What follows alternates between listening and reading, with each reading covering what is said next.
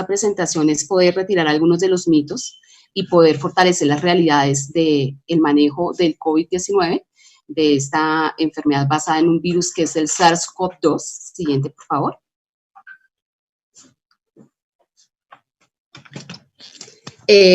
Quiero pues dar inicio con este versículo que me parece muy importante para este tiempo, y es efectivamente que el prudente ve el mal y se esconde, mas los simples siguen adelante y son castigados.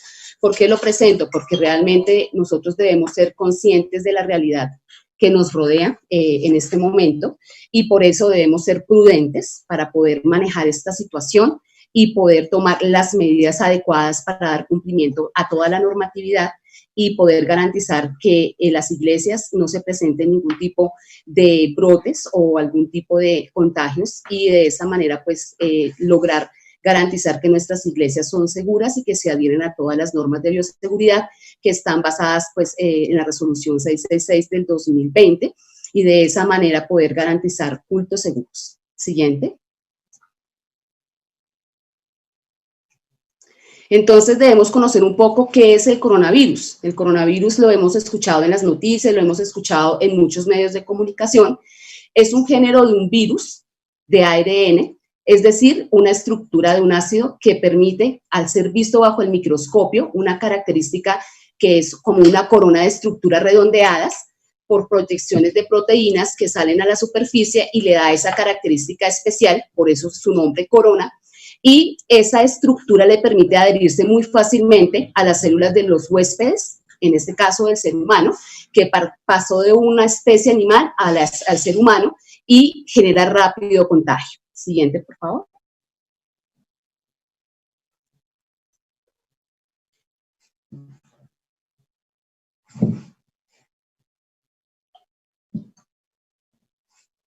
Entonces, los coronavirus son una extensa familia de virus. Esta familia de virus ha saltado de la especie zoonótica, es decir, de los animales, a los humanos, y en los humanos está generándose unas graves infecciones respiratorias. Pueden partir de un resfriado común hasta enfermedades muy graves, como son los síndromes respiratorios, como tenemos en el Oriente Medio. El MERS es un virus que sale de los camellos, y un síndrome respiratorio agudo severo, el SARS, que viene de algunas especies de gatos.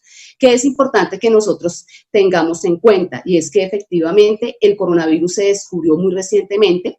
El que fue el causante de esta infección COVID-19 es un SARS-CoV-2, que por ser un virus nuevo se generó una dificultad para su manejo, y de esa manera se generó lo que hoy en día conocemos como una pandemia.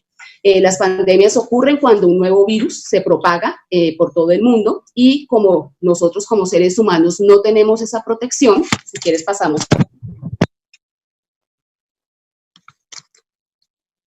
No tenemos ese tipo de defensas, entonces lo que hace es que la enfermedad rápidamente se empiece a volver muy contagiosa, y de esa forma las personas contraen rápidamente la infección y empezamos a tener un gran número de casos a nivel mundial, pasando muy rápidamente de una a otra, a otro continente, y de esa manera pues es lo que estamos en el día de hoy viviendo, que es nuestra pandemia por el COVID-19.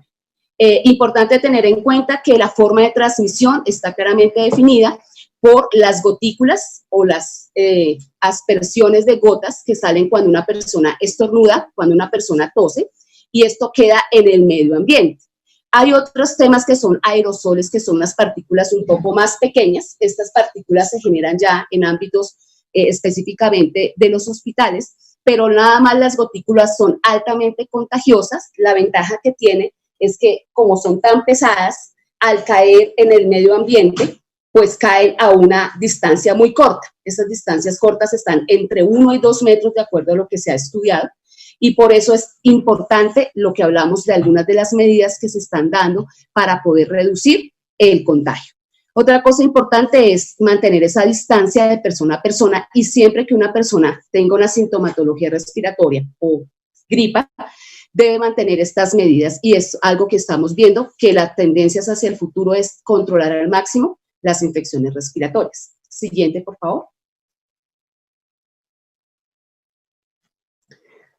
Entonces, ¿cuánto dura el periodo de incubación? Esto es muy importante conocer. Los periodos de incubación son los periodos durante los cuales ingresa el microorganismo al cuerpo del huésped o de la persona que recibe la infección y empieza a actuar. Está entre 1 a 14 días, puede variar, pero está muy situado en un tiempo entre 1 y 5 días.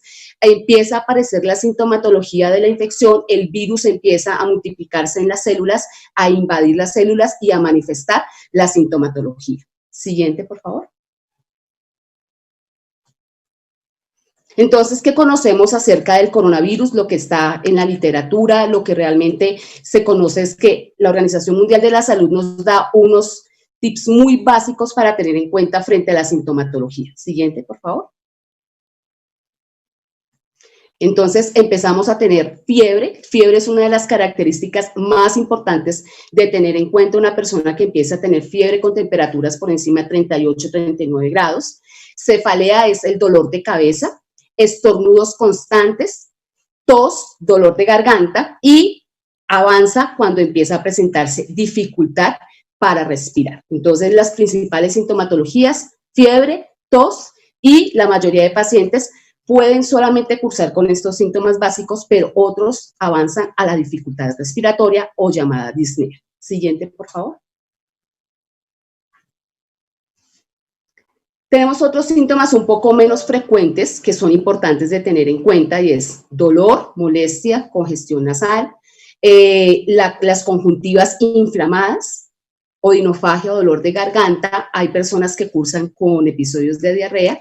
Y hay un síntoma importante que tiene que ver con la pérdida del gusto o la pérdida del olfato. Esa es una característica que ha estado muy relacionada con el coronavirus y que ha sido uno de los signos evaluados en algunos sectores. Y la aparición de algunas erupciones cutáneas o generación de cambios de color de los dedos, de las manos o de los pies. Hay pacientes que ya cuando están avanzada su enfermedad pueden empezar a tener coloraciones moradas o muy negras de la piel. Estos síntomas leves comienzan de forma gradual y algunas personas pueden presentar síntomas muy, pero muy leves que no son detectados y que muchas veces la persona ya cursa la enfermedad, la transmite a otra persona, que esa persona al recibirla sí puede presentar una sintomatología mucho más fuerte, como lo podemos ver a continuación. Entonces, la mayoría de la población, decíamos que aproximadamente un 80% de nuestra población se recupera muy rápidamente de la enfermedad, inclusive sin necesidad de un tratamiento hospitalario, tomando algunas de las medidas como es estar en un aislamiento en casa, bajo unas medidas puntuales de cuidados, de hidratación, de manejo de todas sus secreciones, de mantener la distancia, uso de su tapabocas dentro de la casa y separación de algunos elementos que la persona utilice continuamente, como cepillos de dientes, losa y demás características. Pero 1 de cada 5 personas puede presentar un cuadro grave respiratorio para llevarlo a una hospitalización que puede tener 2 características. Una hospitalización básica en donde se maneje la parte respiratoria, en donde se le dé el adecuado manejo de su hidratación intravenosa y un seguimiento para poder evaluar su respiración. Pero hay otras personas que cursan con infecciones graves, infecciones respiratorias muy graves que los pueden llevar a la unidad de cuidado intensivo y allí tener que ser intubados o colocados unos tubos externos, una ventilación mecánica externa y que tenga que recibir algunos medicamentos muy fuertes de acuerdo a las guías del Ministerio de Salud. Estos medicamentos son únicamente de uso intrahospitalario, no se recomienda tomarlos por fuera como la hidroxicloroquina, que es un medicamento que se han encontrado algunas noticias donde las personas empezaron a consumirlo y estos medicamentos son solamente de uso intrahospitalario. ¿Qué personas tienen mayor riesgo de tener estas afecciones médicas respiratorias? Pacientes que sufran de hipertensión arterial, problemas cardíacos, problemas pulmonares, personas con diabetes, cáncer y se ha detectado también en los últimos estudios que personas obesas tienen mayor probabilidad de hacer cuadros graves. Entonces, por eso la importancia que tiene estas medidas que se han tomado iniciales de las cuarentenas para proteger tanto la población adulta mayor, que son muchas de las personas que ya tienen estas patologías o estas enfermedades, comorbilidades de base, y adicional, pues personas adultas mayores, en donde efectivamente tienen estos factores de riesgo. En sus empresas, las ARLs deben tener el seguimiento de este tipo de personas detectadas dentro de sus análisis epidemiológicos para tener un control especial en los síntomas en estas personas. Siguiente, por favor.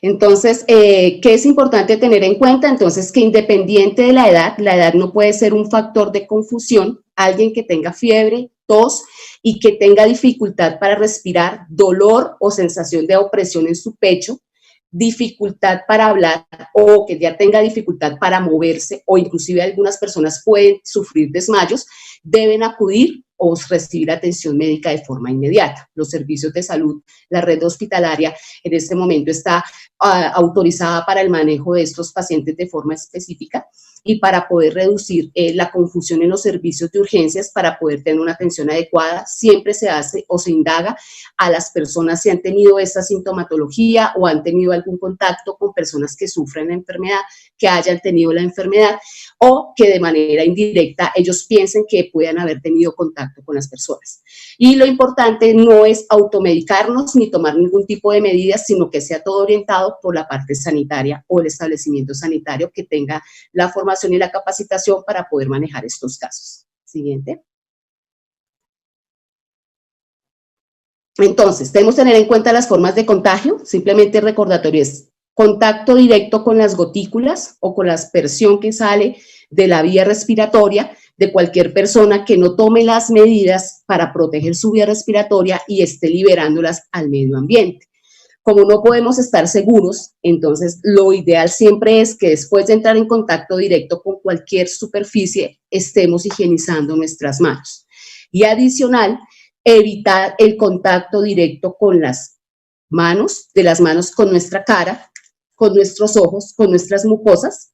De esa manera evitar el contagio del virus directo con nuestras mucosas, que son la forma de ingreso del virus. Y la propagación pues por las gotículas es la forma en que actualmente la Organización Mundial de la Salud autorizó el uso de los tapabocas.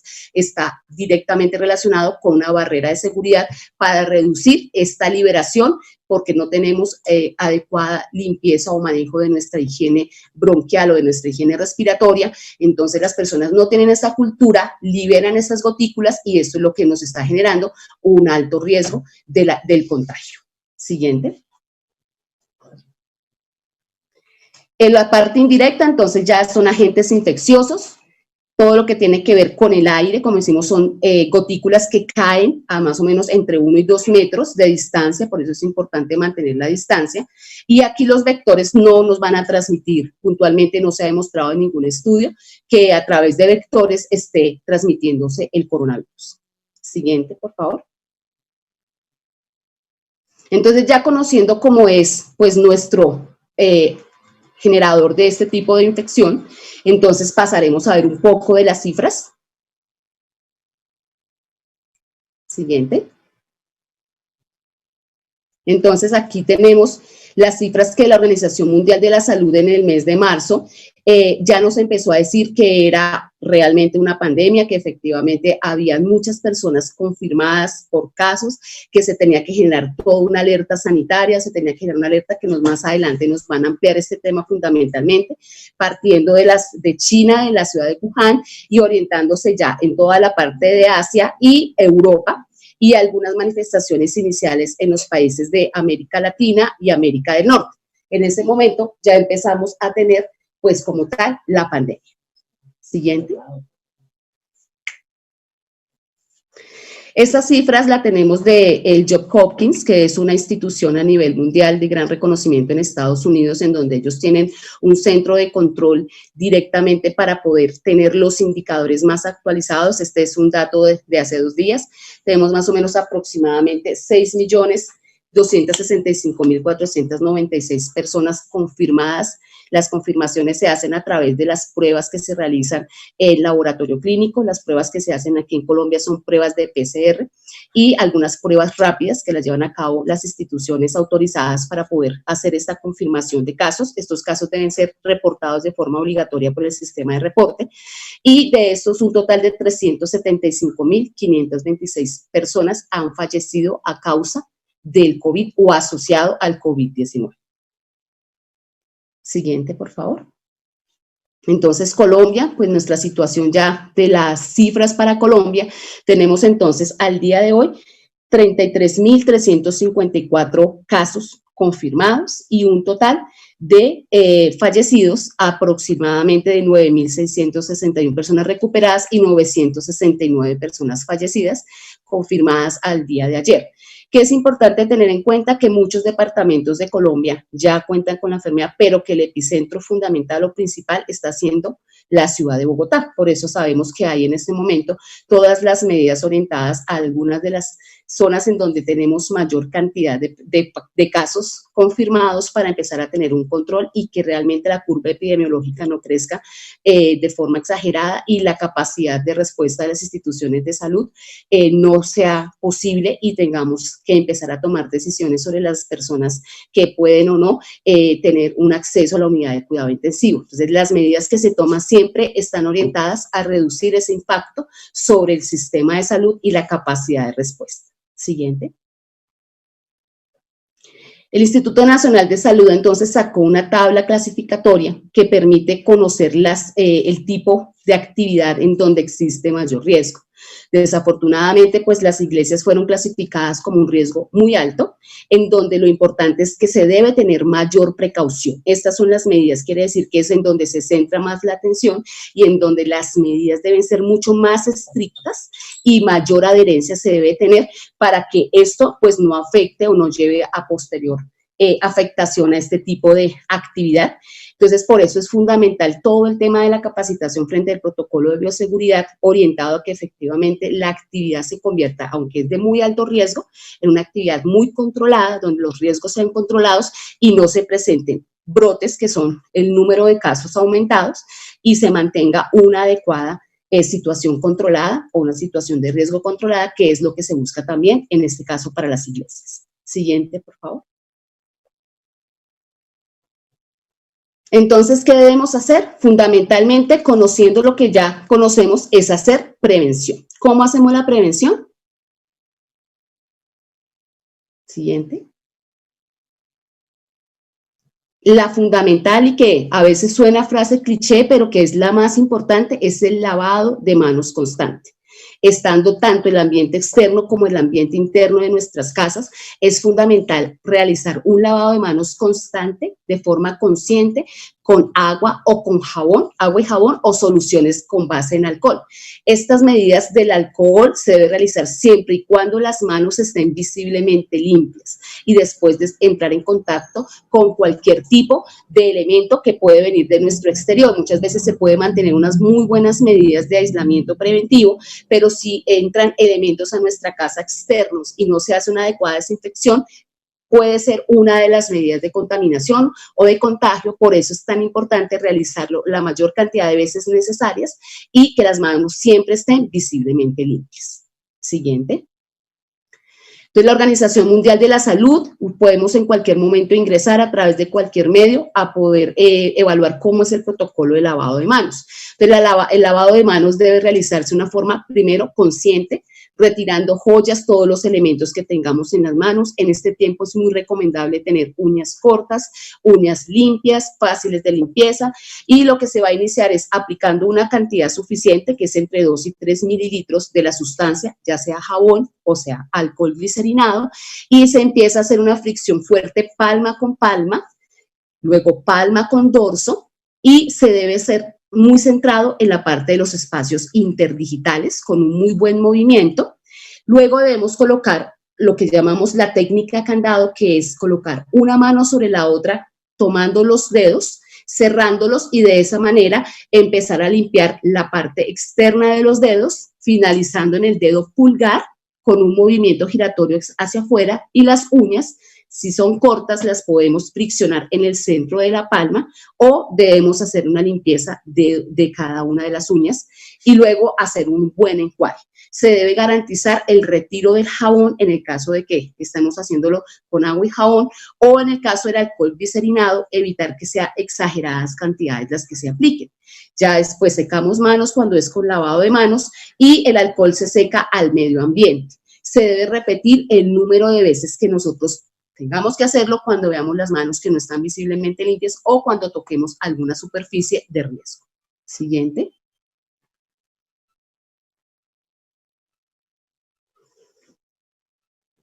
Entonces, debe ser importante, además de estas medidas, el comportamiento respiratorio o la higiene o reglas de comportamiento respiratorio. Entonces, ¿qué es importante? Ser consciente de girar nuestra cabeza alejándole a los demás cuando se tose o cuando se estornude. Así sea involuntario, debe ser una reacción inmediata de nosotros, girar la cabeza, cubrirnos la nariz y la boca con un pañuelo, o en caso tal de que no se tenga a la mano, se debe hacer en la parte interna de la manga, flexionando el brazo, en caso tal de que no se tenga el pañuelo, pero no se debe hacer de forma directa o sobre las otras personas. Y de inmediato, si tenemos el pañuelo, desecharlo. Si es un pañuelo de uso común, pues debe ser doblado y después lavado, y lavar las manos nuevamente con agua y jabón o con la sustancia base de alcohol. Estas medidas de higiene es algo que de verdad debemos hacer parte de nuestra cotidianidad o un hábito continuo. Siguiente. El distanciamiento preventivo, pues es una de las medidas que quizás nos ha costado un poco más. Este distanciamiento preventivo social está orientado a mantener siempre una distancia en espacios con personas desconocidas. Aún dentro de nuestras familias se ha buscado mantener este tipo de medidas. Si la persona realmente tiene la necesidad de acercarse un poco, debe ser preferiblemente con uso de barreras de seguridad o de tapabocas, y mantener siempre esta distancia. Recomiendan 2 metros, lo mínimo debe ser 1 metro entre persona y persona. Siguiente. En esta gráfica quiero pues que centremos un poquito la atención para poder entender por qué los elementos de protección personal. Aunque inicialmente la Organización Mundial de la Salud no lo recomendaba, en la actualidad se ha demostrado que por el aumento de casos, como lo acabamos de ver en las cifras, sí es importante garantizar que el portador del COVID-19 no sea un emisor continuo de las partículas. Entonces, ustedes pueden ver en la gráfica que una persona portadora de COVID tiene una probabilidad de contagiar si no utiliza tapabocas y si libera esas partículas nada más con el hecho de hablar y toser, en un 90% en una persona que sea receptora y que no esté a una adecuada distancia. Si la persona que es portador sano, la persona sana, recibe la carga de la persona que está siendo portadora del COVID y que no utiliza tapabocas y no manteniendo una adecuada distancia, hasta un 70%. Cuando es la persona portadora del COVID la que se coloca la mascarilla, ya se reduce en un 5%, pero si son las dos personas, tanto la portadora como la persona sana, las que utilizan la mascarilla, se reduce hasta un 1.5%. Entonces, por eso la recomendación actual de la legislación y de la Organización Mundial es usemos tapabocas para reducir este tipo de riesgo. Ya en las instituciones hospitalarias se utilizan unas mascarillas diferentes, unas mascarillas quirúrgicas o unas mascarillas N95 con unos filtros especiales, porque allí ya pues se maneja directamente a las personas ya diagnosticadas o con alta sospecha, y allí este tipo de procedimientos es un poco diferente. El uso también de los guantes de látex o nitrilo, ¿cuándo está recomendado? Está recomendado cuando vamos a lugares de alto contacto, es decir, cuando vamos a comprar un producto y sabemos que de pronto quizás muchas personas han estado en este espacio, espacios como buses y demás, o cuando entramos en instituciones prestadoras de salud. En estos lugares se recomienda o inclusive se exige el uso de los guantes de látex o de nitrilo. Y la importante de tanto de la mascarilla o tapabocas y del uso de los guantes es el uso que se le dé posterior a que ya utilizó o tuvo su tiempo útil. ¿Qué quiere decir? Cuando yo me retiro el tapabocas, yo no debo manipular la parte externa de esta mascarilla. Siempre lo debo retirar de la parte externa, es decir, o de las tirillas o del caucho en el cual me lo coloqué y se debe doblar y botar inmediatamente. De igual manera los guantes no se deben tocar las superficies externas en donde estuvo el contacto del guante, y lo que siempre se debe garantizar es desecharlos adecuadamente y adicional, inmediatamente realizar lavado de manos, no tocar superficie de cara, ojos, nariz ni mucosas sin haberse lavado las manos previamente al retirar estos elementos de protección personal. Siguiente. Entonces, esta higiene respiratoria es el énfasis que la Organización Mundial de la Salud nos está dando, porque tenemos de tener en cuenta que no solamente el coronavirus está en este momento vigente, tenemos varios tipos de virus respiratorios que en este momento tenemos picos epidemiológicos respiratorios que están generando las infecciones, y de esa manera debemos tener esto como una medida continua para garantizar que los gérmenes o los resfriados a la gripe no estén afectándonos de manera continua. Siguiente. Entonces aquí viene un poquito del tema de los mitos, que es quizás lo que a veces en la parte de cultura tenemos, y tenemos de empezar a quitar esos mitos. ¿Podemos seguir, por favor? Entonces existe uno que dice que se puede transmitir a través de picaduras de mosquitos, como lo vimos ahorita en la literatura científica. No está, ningún estudio nos garantiza que sea transmitido por este tipo de vector o de picadura, y que sí es transmitido por el contacto con secreción de una persona contagiada con una persona que no esté contagiada. Sigamos. El coronavirus dice que puede estar presente en cualquier tipo de edad. Normalmente están diciendo, o el mito es que solamente es a las personas mayores y que por eso se debe mantener más en las personas mayores. No, le puede dar inclusive a niños. Pero ¿qué es lo importante de tener en cuenta? Que a los adultos mayores o las personas con enfermedades crónicas son los que cuando reciban el virus se van a ver más afectados, y son las personas que van a estar hospitalizadas y con mayor riesgo de sufrir infecciones graves respiratorias, dificultades respiratorias y el ingreso a las unidades de cuidado intensivo, con todas las complicaciones que tienen sus enfermedades de base. Siguiente.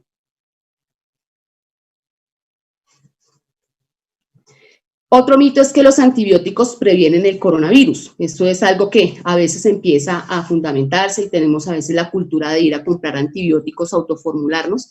Esto no se puede hacer. Realmente los antibióticos no van a servir para nada, no controlan, no mitigan ningún tipo de virus.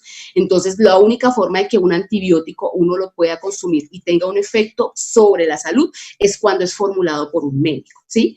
Entonces, por eso debe ser importante no creer en este tipo de mitos, no empezar a tomar antibióticos ni preventivamente, ni cuando nos da las gripas, porque realmente no va a tener ningún efecto positivo, y lo que genera son resistencias en el cuerpo, que cuando la persona ya requiere tomar un antibiótico, ya las bacterias de su cuerpo son resistentes, y esto genera dificultades en sus manejos. Siguiente.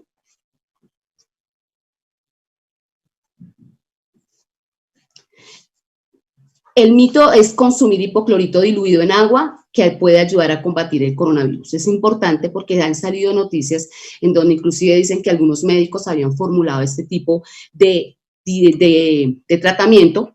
No es algo que esté comprobado científicamente. Sabemos que el hipoclorito es una sustancia muy tóxica, corrosiva, que no es apto para nada para el consumo humano, y lo que sí puede llevar es a únicamente de superficies, es el único uso, o para baños o para otro tipo de elementos, pero no para el consumo humano. Siguiente. Entonces, conclusiones ya de importancia que son orientadas directamente pues a esta capacitación, y es definitivamente nosotros ya tenemos conocimiento de cuál es nuestro enemigo, ¿sí? Ya sabemos qué es lo que puntualmente está afectándonos en este momento, y el conocerlo nos permite establecer estrategias para poder vencerlo. ¿Cómo vamos a vencer el COVID-19? Pues puntualmente rompiendo las cadenas de transmisión y manteniéndonos seguros. Las estrategias: lavado de manos, los elementos de protección personal y el distanciamiento social preventivo. O sea, cuando realmente la persona tenga sintomatología, se tiene que aislar, mantener distanciamientos especiales cuando ya tengamos nuestros cultos. Esto va a ser una de las medidas puntuales para poder vencer y que no tengamos ningún tipo de brotes ni de contagios dentro de nuestras iglesias. Siguiente. En nuestras iglesias debemos ser ejemplo de la aplicación estricta de estas medidas. Un protocolo sencillamente se desarrolla para cumplir, Y de esa manera, entonces, el principal ejemplo lo deben dar los pastores y los líderes. Son ellos quienes deben orientar a los miembros de la iglesia para que los ambientes sean seguros y podamos recibir la palabra de Dios manteniéndonos de forma sana. O sea, es una de las medidas de importancia que no podemos ignorar y que debemos cumplir. Siguiente.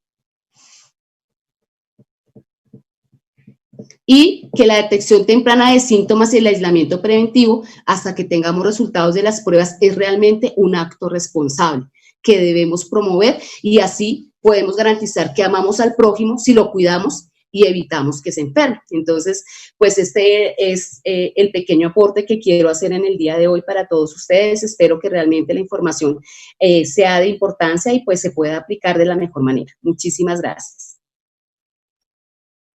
Doctora Gina Ramírez, muchas gracias por esta valiosa información.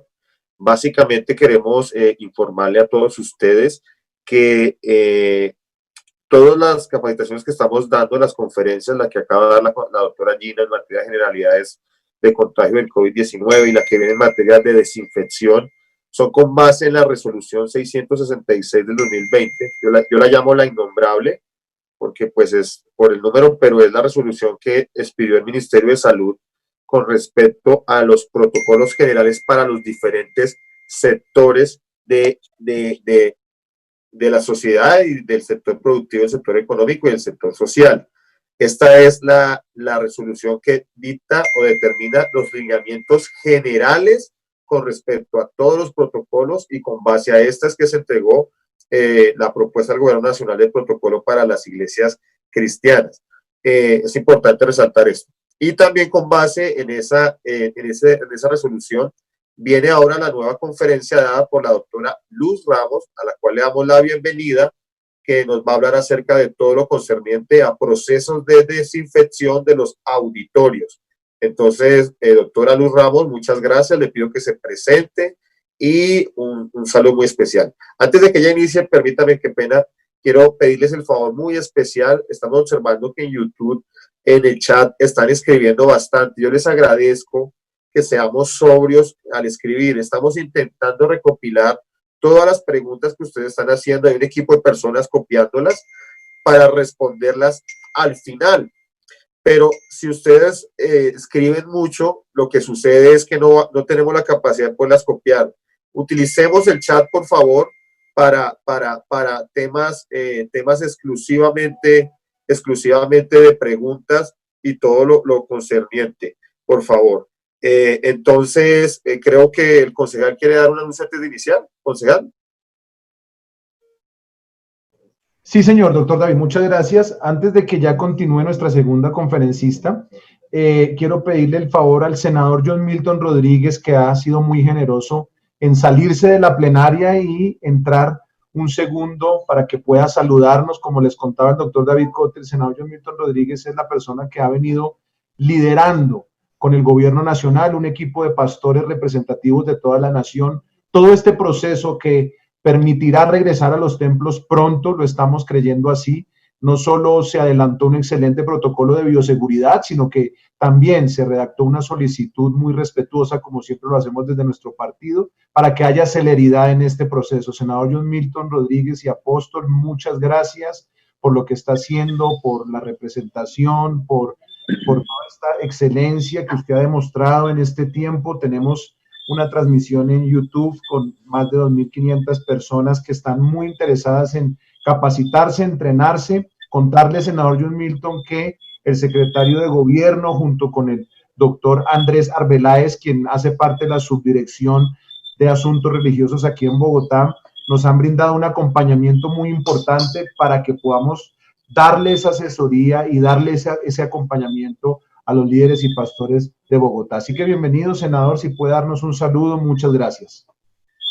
Muchas gracias, apreciado concejal Marco Acosta, a todo tu equipo de trabajo, al doctor David Gerardo Cote, a los conferencistas que están acompañando este proceso de entrenamiento, de preparación que es tan importante y sobre todo tan oportuno en este tiempo. Saludar a la doctora Gina Elizabeth Ramírez, a el doctor Juan de Dios Arias, Nectalí Poveda, Oscar Sánchez y a todos los pastores, líderes y comunidad que nos está acompañando a través del canal YouTube. Esa va a ser una de las varias, creo yo, concejal, entrenamientos y capacitaciones que tenemos que convocar a nivel nacional. Y creo que es un momento muy oportuno, es un momento importante y creo que es la hora de poder avanzar en esa construcción, obviamente, de volver, no una nueva normalidad, yo en eso quiero acentuar el mensaje, no una nueva normalidad, no, volveremos a la normalidad y estamos dando los pasos para esa reactivación que es distinto. Tenemos unas etapas de mitigación que está ahorita cerrando, pasaremos a una etapa de reactivación y luego a una etapa de repotencialización. Es decir, en ninguna parte oficialmente y ningún documento hay técnico para hablar de nueva normalidad. Eso para quitar ese escenario como de miedo, como de temor, como que el COVID-19 nos va a cambiar a todos. No, a nosotros nos cambia es Cristo Jesús. A nosotros nos cambia es el Señor y a Dios servimos. Así que no permitamos tampoco arrodillarnos a una pandemia que, como todos sabemos, las cosas terrenales son pasajeras y lo que queda realmente es el propósito de Dios, y la iglesia cada vez va a avanzar mucho más y no nos vamos a reducir, nos vamos a multiplicar. Ha sido un honor realmente acompañar este proceso de construcción de este protocolo de bioseguridad para el sector interreligioso. Fue algo que Dios nos lo habló, se lo digo en oración, para poder generar soluciones reales y prácticas a estas circunstancias que estamos viviendo en medio de la pandemia y en medio de esta cuarentena. Agradecer de forma muy especial al doctor Netalí Poveda, al doctor Fredo Ortiz de la ciudad de Cúcuta, también al grupo de presidentes de las diferentes denominaciones de Colombia, Asamblea de Dios, Alianza Cristiana, Iglesia Panamericana, Sin Muros Internacional, Misión Paz a las Naciones, presidentes de asociaciones de pastores, las iglesias Emanuel, Senfol y 50 organizaciones que nos hemos estado acompañando y unido para este proceso. Protocolo de bioseguridad que ha sido socializado con la mesa técnica del Ministerio de Salud, con el ministro de Salud y su equipo, con el Ministerio del Interior y su equipo, el viceministro del Interior. Agradecer a la doctora Lorena Ríos Cuellar, quien ha estado acompañándonos, liderando también en diferentes reuniones estos procesos. Y bueno, estamos muy gustosos como bancada de Colombia Justa Libre de poder apoyar este proceso. En mi calidad de vocero del partido en el Senado estaremos muy atentos a que se garantice la libertad del derecho de libertad religiosa y no permitir que se privilegien otras actividades y las actividades del sector interreligioso se vean como la cenicienta de la sociedad. Eso no lo vamos a permitir ni ahora, ni tampoco nunca. Y quiero que ustedes cuenten con ese compromiso nuestro de estar atentos a este proceso. Hemos radicado también el día de ayer una propuesta para que el piloto, en acuerdo con todos los presidentes de todas las denominaciones de Colombia y SEDECOL, se ha definido que sea la ciudad de Agua Azul, en el Casanare. Es un municipio no COVID y estaremos en la sede de Asambleas de Dios del pastor Benjumea haciendo esta prueba piloto de este protocolo de seguridad. Esperamos el día de mañana ya avanzar en detalles de carácter metodológico, técnico, político y todos los temas que encierran obviamente esos procesos con el gobierno para poder avanzar. Así que vamos adelante, animarles, tengamos fe y convicción que Dios es el que dice cuándo se abren las iglesias, y siempre mi mensaje ha sido: lo importante de reaperturar las iglesias es que no seamos los mismos de antes, en el sentido de que seamos mucho mejores, de que a partir de ahora pecados y cosas incorrectas que hayamos admitido en nuestras vidas, sea todo eso quebrantado, orgullos, vanidades, envidias, soberbias.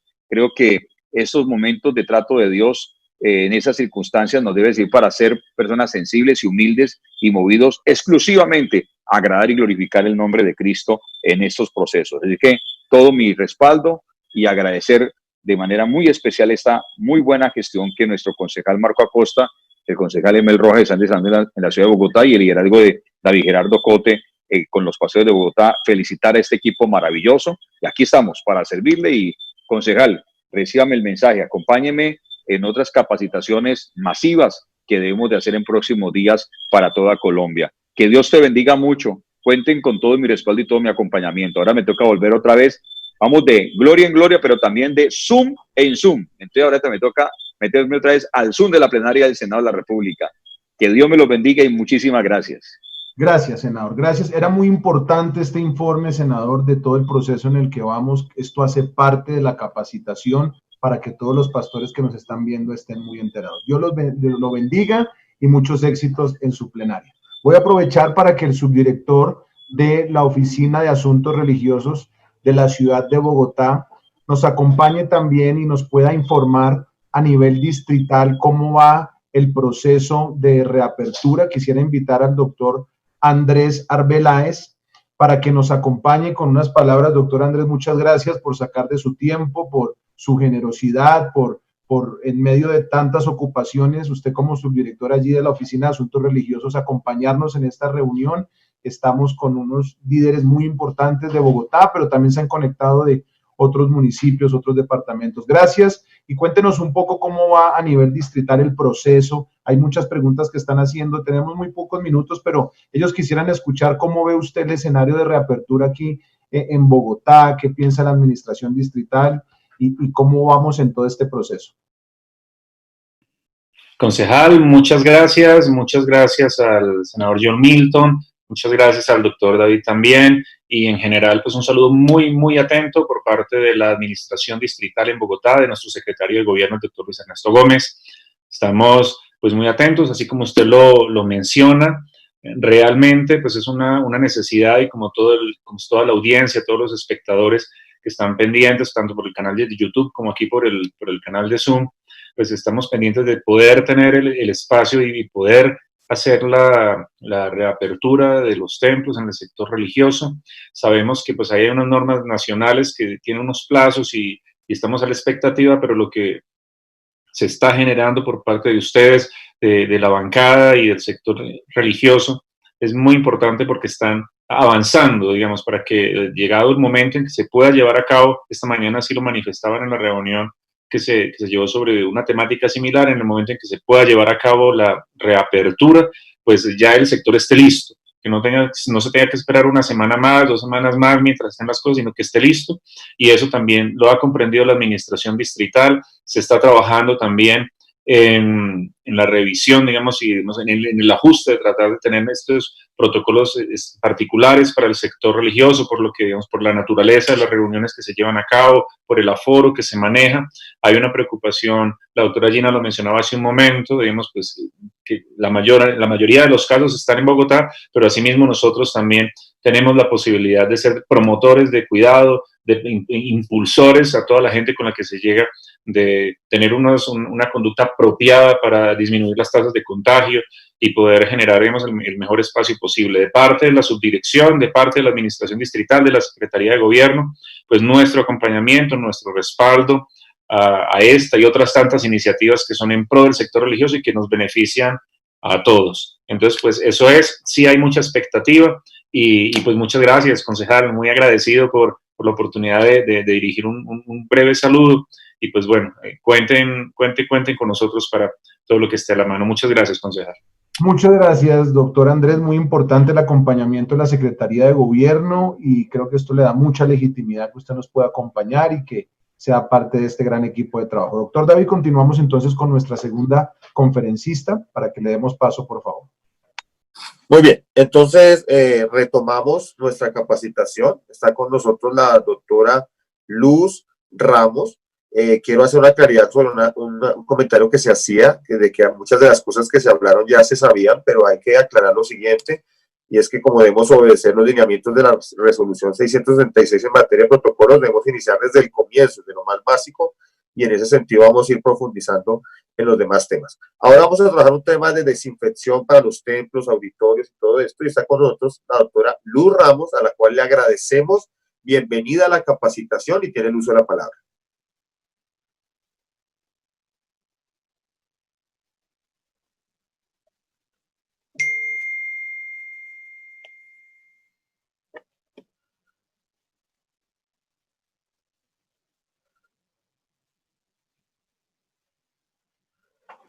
Sí, pedimos que por favor le den sonido a la doctora Luz Ramos, por favor.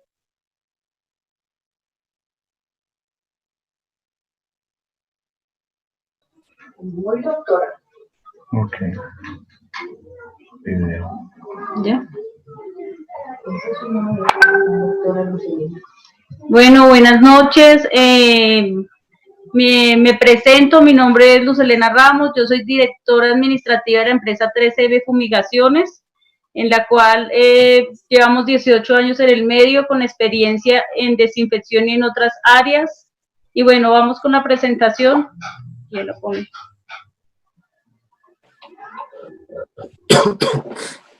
Bueno, nuestra empresa es una empresa que está enfocada en servicios de alta calidad, mejorando todo lo del tema de salud pública y medio ambiente en el sector residencial, industrial y comercial, comprometidos con un proceso de mejora continua que nos ayuda al crecimiento, en este caso que estamos hablando de las iglesias como tal. Siguiente. Bueno, aparte de las áreas de desinfección, manejamos otras áreas como es el manejo integrado de plagas, el control de plagas, la limpieza y desinfección de tanques, que también es muy importante por este tema del COVID-19. Siguiente. Bueno, y ya yendo al punto de desinfección, quisiera hablarles del tema de desinfección por método de nebulización. Hay diferentes métodos de desinfección, ¿no? Podemos utilizar el método de aspersión. El de aspersión es un método funcional, pero la nebulización va a lugares más profundos, como cielos rasos, paredes porosas y lugares de difícil acceso. ¿Qué utilizamos nosotros como empresa? El DRICUA, que es un producto a base de amonio cuaternario, que es uno de los productos más funcionales para nosotros, ¿no? Porque hay otros tipos de desinfección con hipoclorito de sodio, con oxígenos, pero el hipoclorito de sodio tiene la falencia de que es corrosivo y puede dañar las superficies también de algunos elementos.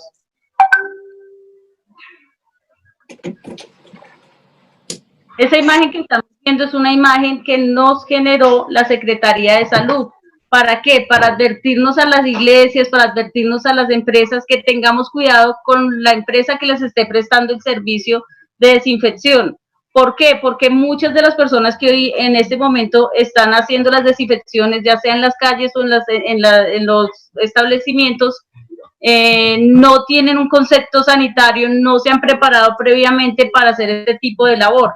Entonces, ¿qué ocurre? Que podemos estar cometiendo errores en los procesos, que podemos generar una enfermedad laboral, que podemos generar un accidente a causa de no saber manejar correctamente los productos. Entonces, los pastores, las iglesias debemos tener mucho cuidado con el uso de productos químicos si no tenemos el manejo de estos productos. El siguiente.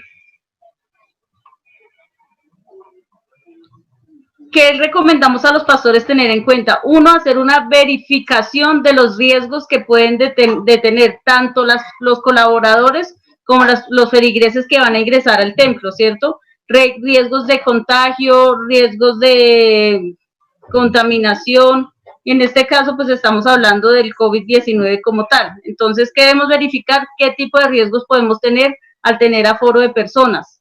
¿Qué más debemos tener en cuenta?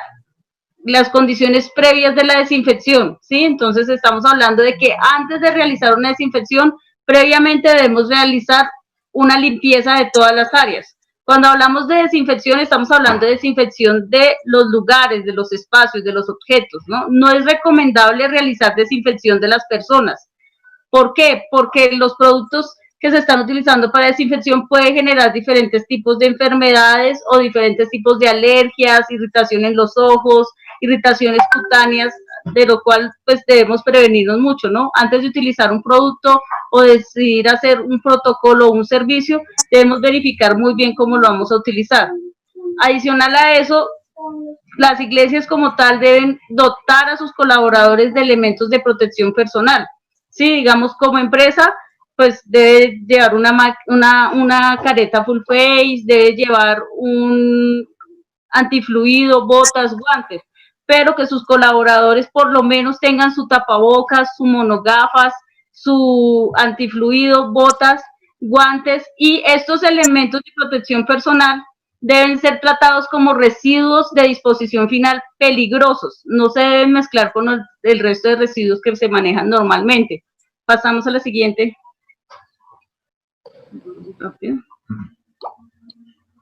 Bueno, ahora vamos a hablar de las áreas a tratar. Entonces, ¿qué debemos tener en cuenta en una desinfección? Porque de pronto una de las preguntas que pueden tener ustedes es, ¿cada cuánto debo hacer esta desinfección? Esto depende de la rotación de personal, ¿sí? Si yo tengo un espacio donde va a haber constantemente personal, entonces esa desinfección es recomendable hacerla cada 72 horas, o sea, mínimo 2 veces por semana. Pero si su rotación de personal no es tan grande, entonces podemos hacerlo una vez por semana, una vez por mes. Es lo que debes tener en cuenta. También tenemos que tener en cuenta las áreas y superficies de mayor contagio. Entonces, ¿qué áreas podemos encontrar en la iglesia que hay mayor contagio? Las porterías, los parqueaderos, el templo, los baños. Inclusive en los baños debemos utilizar una desinfección de alto espectro. ¿Por qué? Porque en los baños es donde las personas dejan allí depositados sus fluidos, sus heces, y es donde también encontramos muchos virus y bacterias, microorganismos que no están a la vista de las personas, pero que sí están afectando la salud pública.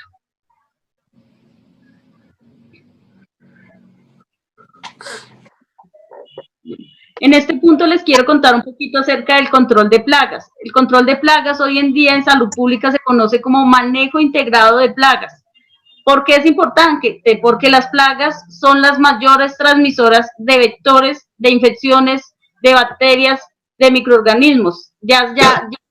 Roedor, llámese insecto rastrero o insecto volador, ¿cierto? Muchas iglesias hoy en día no han establecido su manejo integrado de plagas porque de pronto nunca los hayan visitado un ente regulador o porque no le parece importante, pero es necesario hacerlo. ¿Cómo manejamos este control de plagas? Lo primero que se realiza es una inspección donde vamos a ir a conocer las condiciones locativas internas y externas de la iglesia, internas o externas del establecimiento, del colegio, del local. ¿Para qué? Para poder identificar por qué las plagas pueden estar afectándoles, ¿cierto? Lo segundo que hacemos es una identificación. No, yo tengo problema de roedores porque en mi zona hay pastos crecidos, porque en mi zona hay basureros, porque en mi zona hay de pronto caños cerca. Entonces, esto hace que las plagas estén cerca y con fácil acceso a los lugares donde ustedes están habitando, desarrollando sus actividades. Entonces, por eso es importante la identificación del lugar y la identificación de la plaga, ¿cierto? Y se les entregue un informe de servicio, un informe donde usted tenga claro qué debe hacer, cómo lo puede manejar. En este momento contamos con diferentes tipos de campos de acción. Podemos hacerlo de una manera ecológica, de una manera química, de una manera física. O sea, el control de plagas se puede hacer de diferentes maneras. Y pues la resolución también nos indica que debemos hacerlo como mínimo 2 veces al año, como mínimo. Vamos a la siguiente. Bueno, aquí estamos hablando del tema de limpieza y desinfección de tanques, que viene a conectarse muchísimo con el tema de la mitigación del COVID-19. ¿Por qué? Porque en las aguas empozadas podemos encontrar diferentes microorganismos y patógenos que deben ser tratados, ¿cierto? Entonces, lo primero que hacemos es la limpieza del tanque, que para quitar de pronto los microorganismos, las grasas, lo que está contaminando. Además, ¿qué debemos verificar? Primero, se debe hacer una inspección revisando el tanque, revisando las condiciones físicas del tanque, que esté tapado, que esté bien ubicado, que los elementos internos de los tanques también, como las bombas, como los conectores hidráulicos, no estén generando nada corrosivo, óxido. Y al hacer el diagnóstico, entonces pasamos a hacer una limpieza previa, un lavado, desocupando el tanque y quitando los patógenos y microorganismos que encontremos ahí, también con una desinfección. Esa desinfección que nos permite que tengamos agua potable, agua que se pueda usar de manera correcta. Sí, y en este momento que necesitamos lavar las manos cada 3 horas, pues ¿qué debemos ofrecerle a nuestros feligreses? ¿Qué debemos ofrecerle a las personas que hacen parte del equipo? Una muy buena calidad de agua.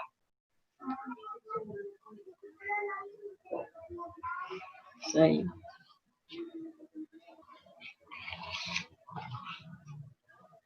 Bueno, eso es desde el tema de la desinfección. ¿Qué también debemos tener en cuenta como iglesia?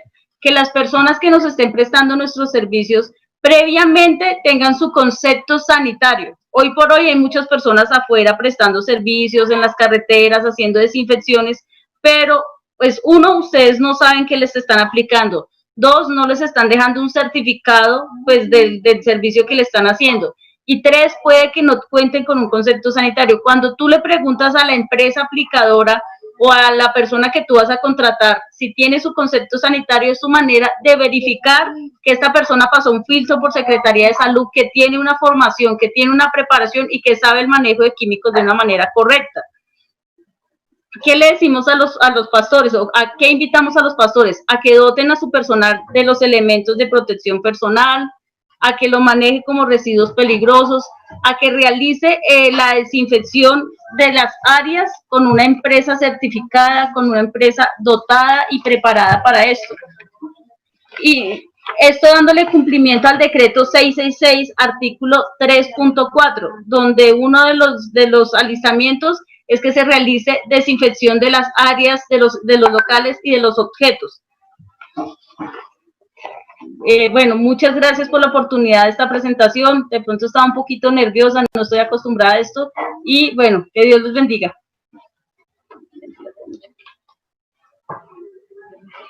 ¿No corrí mucho, Pedro? No, también, porque estaba nervioso, lo hizo bien. Muy bien, gracias. Le damos las gracias a Luz y a la doctora Gina. Vamos a continuar con nuestra capacitación. Básicamente vamos a seguir con el tema de los aspectos jurídicos, que son muy importantes. Vamos a utilizar este segmento en los pocos minutos que nos quedan para hablar de los temas jurídicos con respecto a la pandemia, a los protocolos de bioseguridad, y al final vamos a tener una pequeña presentación sobre el protocolo que se ha radicado al Ministerio del Interior. Les agradecería si seguimos con la siguiente presentación para ir iniciando. Entre tanto, en la siguiente presentación voy a hablar un poco de tres temas principales. El primer tema del que voy a hablar va a ser el tema de los antecedentes que enmarcaron el tema de la pandemia del COVID-19 y su llegada al territorio colombiano. Lo segundo, les pido por favor mientras voy avanzando, si me ayudan con la presentación de las diapositivas. Lo segundo que voy a trabajar es el tema de los decretos que ha expedido el gobierno nacional en la materia.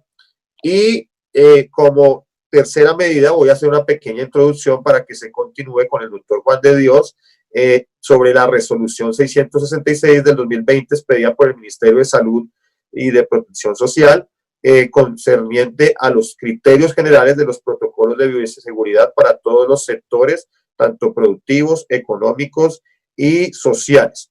Muy bien, entonces con la siguiente diapositiva, la OMS, la Organización Mundial de la Salud, ha indicado que para que pueda aparecer una pandemia se necesitan tres circunstancias básicas. La primera circunstancia es que aparezca un virus nuevo que no haya circulado previamente y por lo tanto no exista una población inmune a él. Estamos en ese escenario con respecto al COVID-19. Lo segundo, que el virus sea capaz de producir casos graves de enfermedad. Lo tercero, que el virus tenga la capacidad de transmitirse de persona a persona.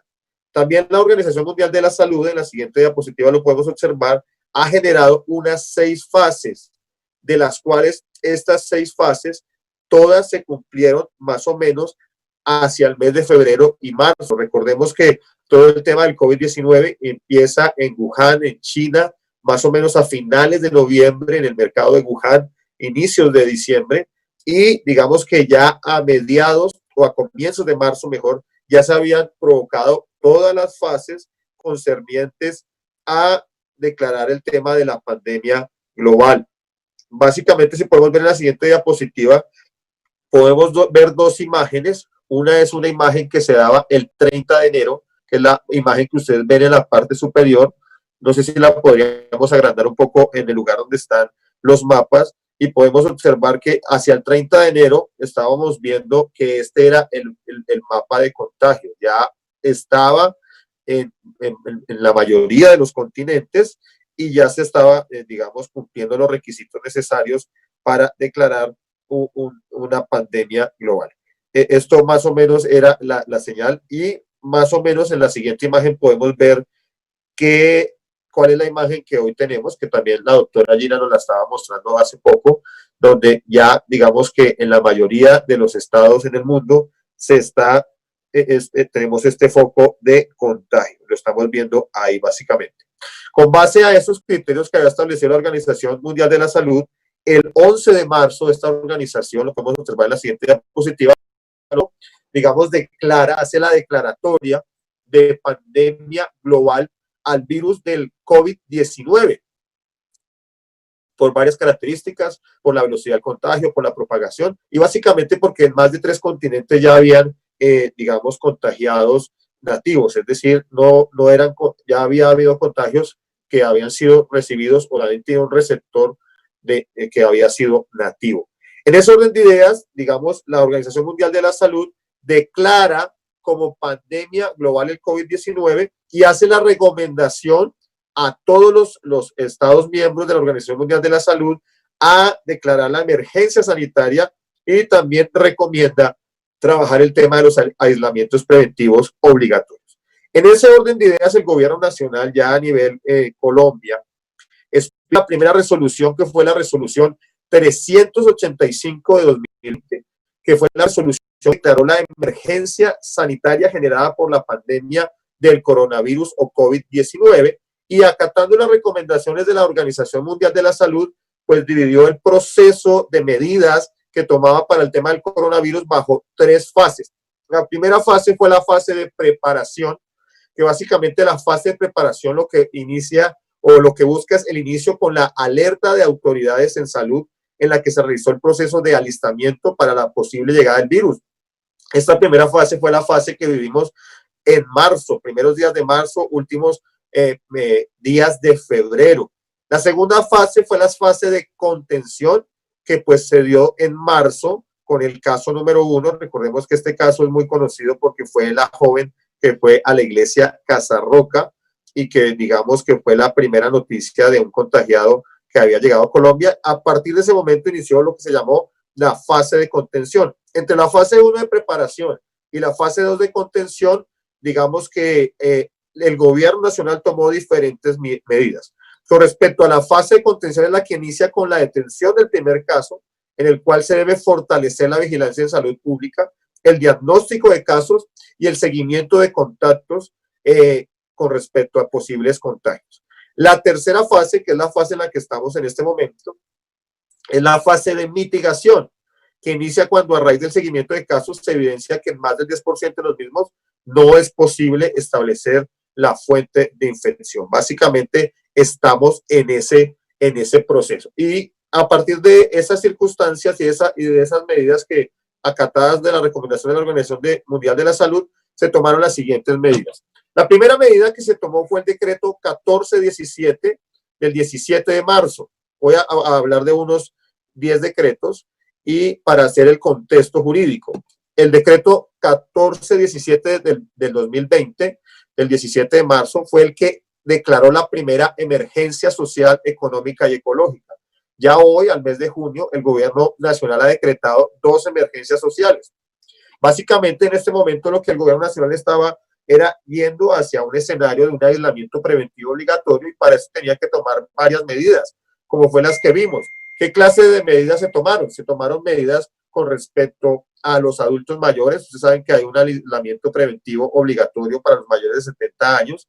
Se tomó otras medidas en materia económica, en materia social, restringir el tema de los colegios, las universidades y sobre todo, por supuesto, los temas económicos. A través de este decreto, que es un decreto declarativo de naturaleza legislativa, declara un estado de excepción.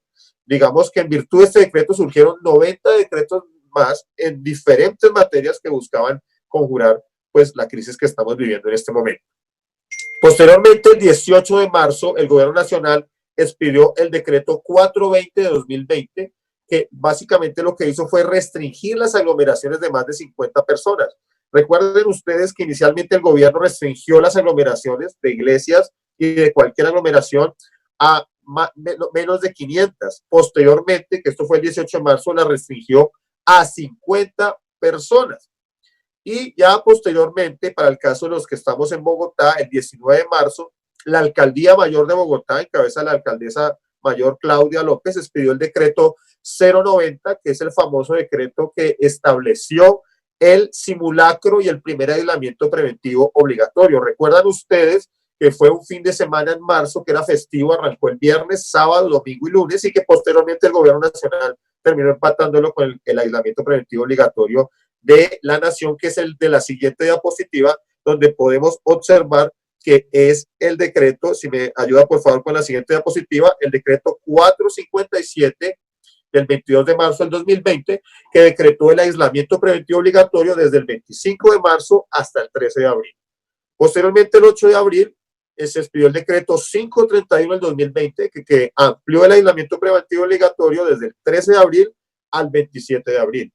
Posteriormente a este decreto, el 24 de abril, se expidió el decreto 593 de 2020, que decretó el aislamiento preventivo o amplió el decreto de el aislamiento preventivo obligatorio desde el 27 de abril hasta el 11 de mayo. Posteriormente al 593 encontramos el decreto 636, que está en la siguiente diapositiva, que hace la ampliación del aislamiento del 11 de mayo al 25 de mayo.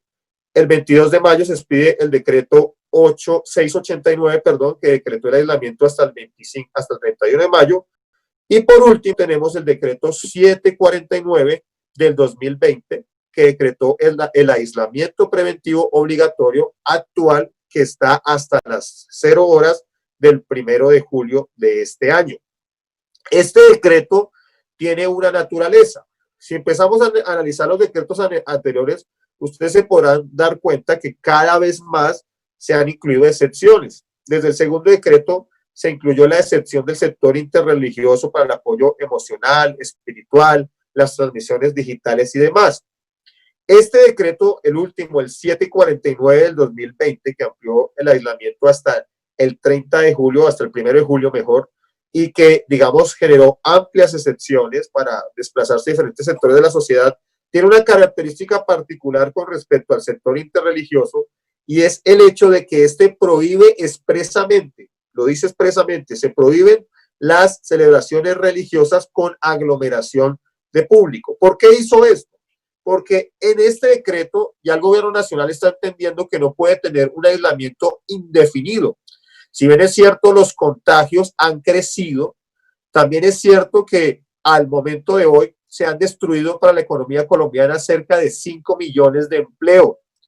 Ustedes supieron y vieron la semana pasada en las noticias cómo salieron las cifras del mes de marzo, donde se habla de una tasa de desempleo del 20%, y se espera que para finales de junio es probable que llegue al 40%.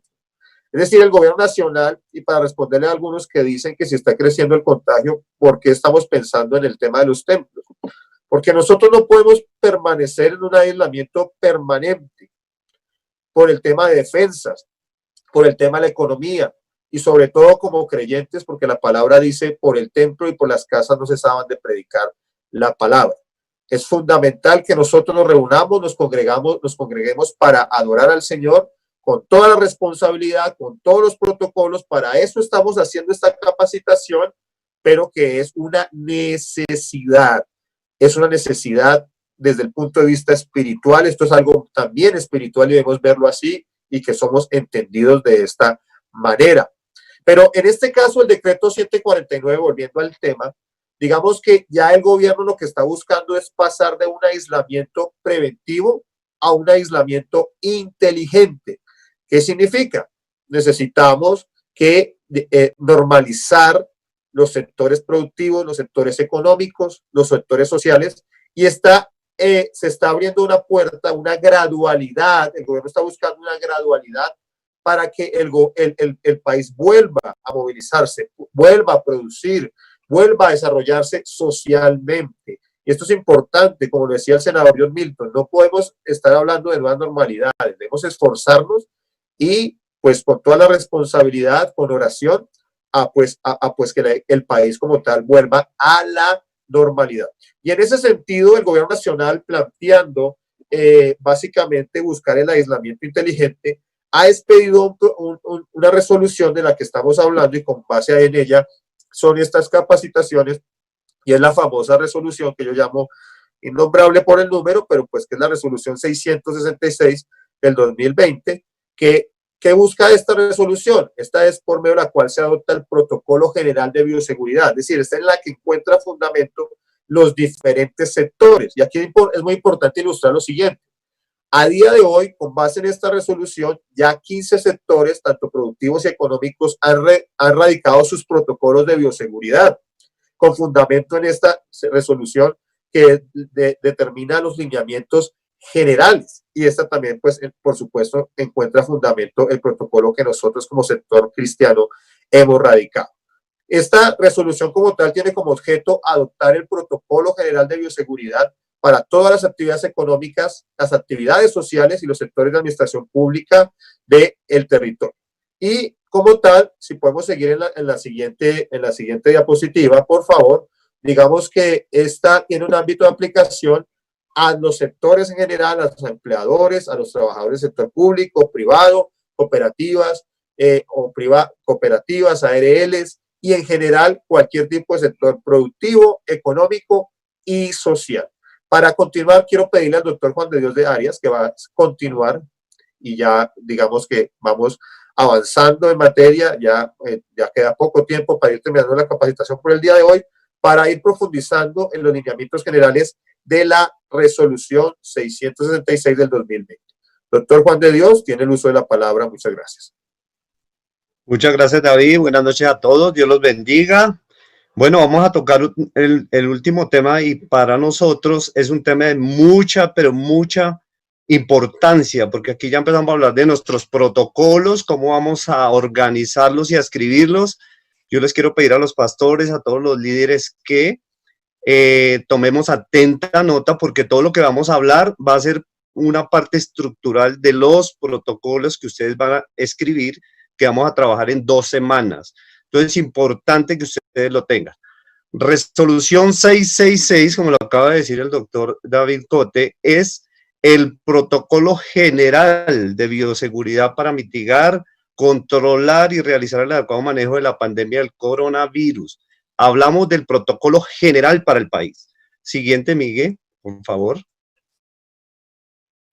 Ahora, aquí hablamos en esta resolución, la vamos a ver en 2 partes.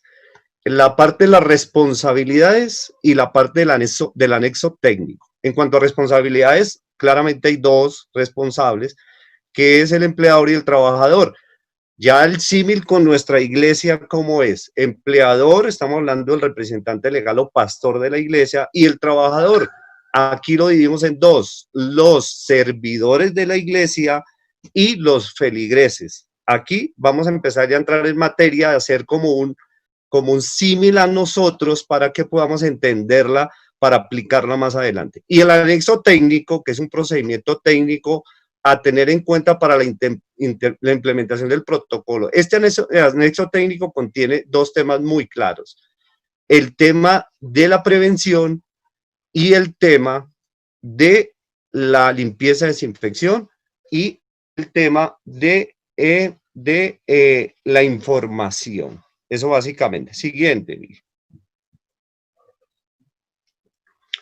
En los considerandos de esta resolución, aparte de los artículos que aparecen aquí en pantalla, que son las consideraciones, le resalté en este considerando algo que estudiamos y que debemos tener en cuenta. Esta resolución habla que se deben mantener hasta tanto la evaluación del riesgo y indique que la situación permite retornar de manera paulatina y con seguimiento de las autoridades a la cotidianidad. ¿Qué quiere decir? Que el que toma la decisión de aperturar un sector es el gobierno nacional, son las autoridades. Cuando se minimiza el riesgo, nosotros vamos a entrar en un proceso de apertura gradual, que es lo que estamos diciendo, y hay buenas noticias, como dice el senador John Milton. Empezamos este fin de semana ya en Agua Azul Casanare con una iglesia, con un protocolo, con una reapertura de un templo. y eso nos debe llenar de satisfacción para prepararnos en Bogotá para nuestra próxima apertura. Siguiente, por favor. En la siguiente diapositiva, la que estaban viendo, ya hablamos del objeto. ¿Usted sí escucha? Aló. Aló. ¿Qué está escuchando usted? Aló. Aló. ¿Me escucha? ¿Me escucha? Entró alguien ahí a hablar. Bueno, en el resuelve ya estamos hablando del objeto, artículo primero, y aquí estamos hablando que este protocolo se debe adoptar a todas las actividades económicas y sociales. El sector interreligioso es una actividad económica y una actividad del segmento de la población. Entonces este protocolo ya se debe empezar a adoptar, este grande adoptar al pequeño que va a ser el nuestro. Obvio que el parágrafo habla que se exceptúa el sector salud porque no se toma en cuenta en esta resolución. Siguiente, por favor. Ya el artículo 2 que nos habla, ámbito de aplicación. Esta resolución aplica a todos los empleados y trabajadores del sector público y privado. Ahí entramos nosotros como iglesia, como les dije anteriormente, los responsables, representantes legales de la iglesia, los servidores y demás. Mire el parágrafo del artículo 2, lo que habla. Las adaptaciones, lo dije, está resaltado, ustedes lo pueden leer muy completo, pero resalté lo siguiente: las adaptaciones correspondientes a su actividad, quiere decir a la nuestra, va a ser específica. Esta 6.6, esta resolución es amplia, pero cada sector va a tener que adaptarla a la actividad, y eso es lo que nosotros vamos a desarrollar en las próximas charlas. Siguiente, por favor. Artículo 3, responsabilidades, y aquí aparecen tres frases, tres palabras que queremos que ustedes las tengan muy claras. Son adoptar, adaptar e implementar. Entonces, estamos hablando del pastor, estamos hablando de la iglesia, tiene que adoptar, adaptar e implementar, ¿qué? Las normas contenidas en esta resolución. Quiere decir que yo de esta norma general tengo que adoptar la norma, adaptarla a mi iglesia y el plan de acción, que quiere decir hacer mi protocolo, ¿cierto? Segundo, capacitar a los servidores, aquí dice trabajadores y contratistas, capacitar a los servidores, eso es lo que estamos haciendo a partir de hoy, certificados, capacitarlos a ustedes en toda esta serie de reglamentación para empezar a cumplir. Aquí aparece otro tema que reportar a las EPS, a las ARLs correspondientes los casos sospechosos y confirmados del COVID-19. Digamos que eso es un tema para empleados, pero también si en el caso que llegue una persona con fiebre, digamos que con 38 grados de temperatura, ya hay una alarma. Entonces de ahí tenemos que empezar nosotros a diferenciar que son casos sospechosos para poderlos ir a reportar. Eso en cuanto a las responsabilidades del pastor. Ahora, de los servidores de la iglesia, yo les digo trabajador, cumplir los protocolos de bioseguridad adoptados y adaptados por el pastor. Entonces, aquí viene que todos los que asistimos, ¿quién es el que vigila el vigilancia y cumplimiento de los protocolos? ¿Quién va a vigilar, realizar la vigilancia y el control de este protocolo? En este caso de Bogotá, la alcaldía mayor en cabeza de la secretaría distrital, ¿cierto? Perdón, en el caso de el secretario de gobierno. Por eso me decía el doctor Veláez que los protocolos, cuando los radiquemos, los vamos a radicar ante Secretaría General y ellos lo van a evaluar. Hasta allá vamos a llegar nosotros en 4 semanas. Tenemos nuestro protocolo para radicarlo y ellos van a aprobarlo, pero vienen a vigilar a nuestras iglesias, a mirar cómo estamos funcionando. Y si lo que escribimos, si lo tenemos puesto en marcha. El artículo 5 de la vigencia, esta resolución, la número 666, rige a partir de la fecha que se expidió y hasta que dure la declaratoria de emergencia sanitaria. Muchos están hablando que todo el año, pronto que al otro año, digamos que esa es la vigencia, actualmente está. Siguiente, por favor. Esa es la parte, ¿cierto?, legal y normativa de la resolución. Y el anexo técnico, no me voy a demorar mucho en esto porque ya hablaron mis antecesores de los temas muy puntuales, ¿cierto? Pero resalto lo siguiente, es importante que como iglesia realicemos la planeación, ¿cierto? El alistamiento e incorporación de medidas de prevención para mitigar y responder ante situaciones de riesgo frente al COVID, ¿ok? Y el objetivo, claramente, el objetivo es orientar sobre estas medidas de bioseguridad que para referenciar, para mitigar el tema de la pandemia, adoptar a todo nuestro sector interreligioso sobre el tema de la resolución que, acordémonos que es el protocolo grande, general para el país. Siguiente, por favor. Todo esto va a contener nuestro protocolo, acordémonos. Aquí volvemos a hablar que son las medidas de bioseguridad para nuestros servidores, pastores, servidores y asistentes de iglesia. Y aquí empezamos a tener mucho cuidado. Hay unas medidas generales, ya lo hablaron, ya lo habló la doctora Gina, muy acertadamente, como son lavado de manos, distanciamiento social de 2 metros y usar tapabocas. Son las medidas generales que va a tener nuestro protocolo como medidas de bioseguridad. Sigue, por favor.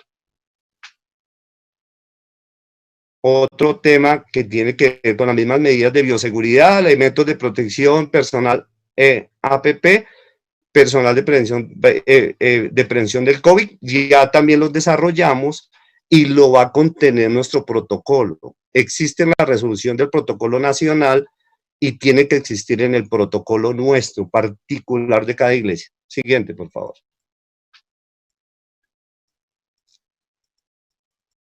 Aquí habla el protocolo, la resolución también habla de limpieza y desinfección. Ya dijimos de qué se trata, cómo se va a hacer. Y esta parte me quiero detener un momentico aquí, y es que cuando preparemos nuestro templo para recibir a nuestros fieles el día domingo, a la feligresía, tenemos que preparar nuestra iglesia, limpiándola y desinfectando. ¿Qué tenemos que limpiar y desinfectar? Absolutamente todo. Desde las sillas, el piso, los micrófonos, los instrumentos musicales, los baños, las barandas, los techos, todo, prepararlo. Terminó un culto y tenemos que volver a hacer el proceso de desinfección para empezar el otro culto. Entonces, fíjate que eso, todo el tema de limpieza y desinfección cobra relativa importancia, vital importancia para poderlo aplicar. Por eso lo trajimos a esta charla. Siguiente, por favor. Limpieza y desinfección, hay bastantes fichas técnicas que tienen que hacer, la capacitación del personal de servicios generales, los insumos que tienen que tener ellos, bueno, una serie de temas muy puntuales que la resolución dice que ya la explicamos y que van a tener nuestros protocolos, los vamos a escribir con ustedes. Siguiente, por favor.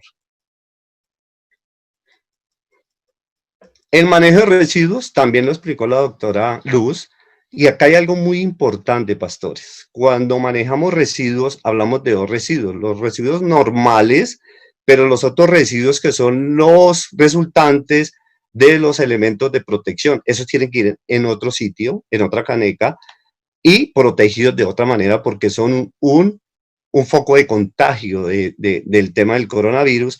Entonces, ese manejo de residuos tiene que ser claro en nuestra iglesia. Saber tenemos unas personas capacitadas para ese manejo de residuos e informar a la comunidad cómo vamos a manejarlo. Siguiente, por favor.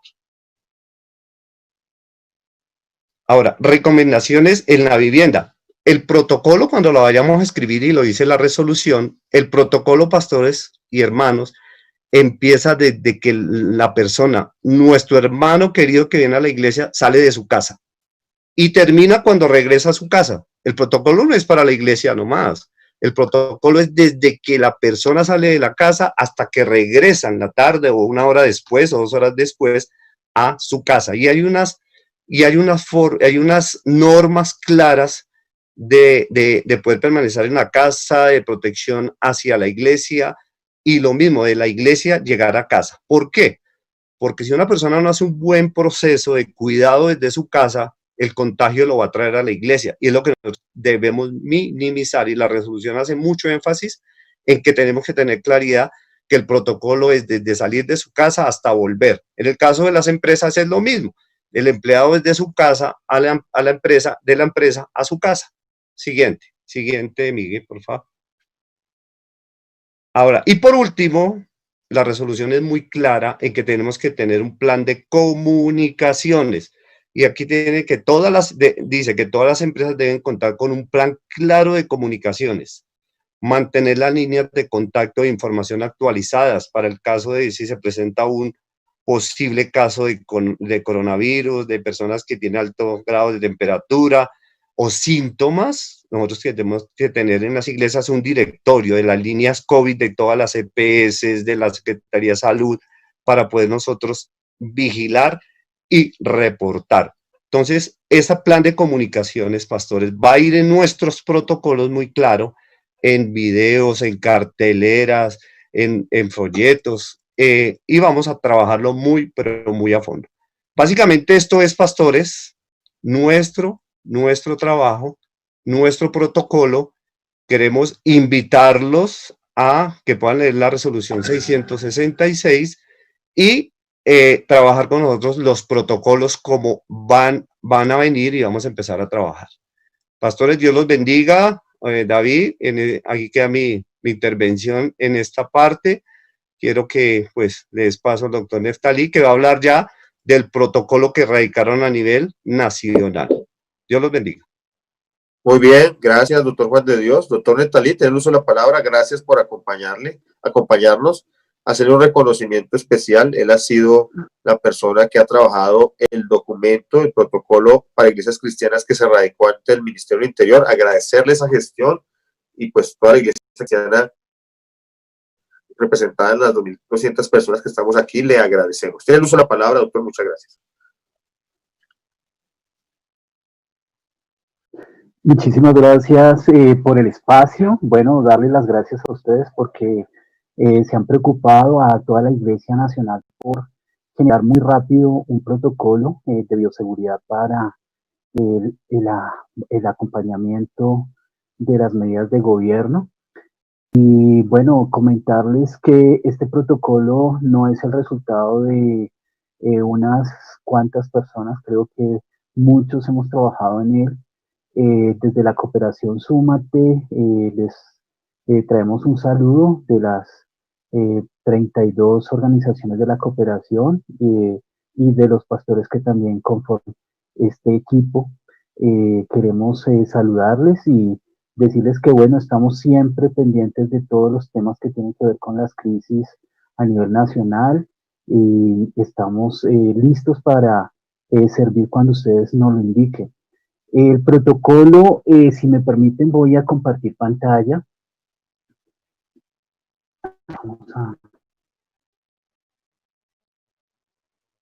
El protocolo, a ver, estoy dando.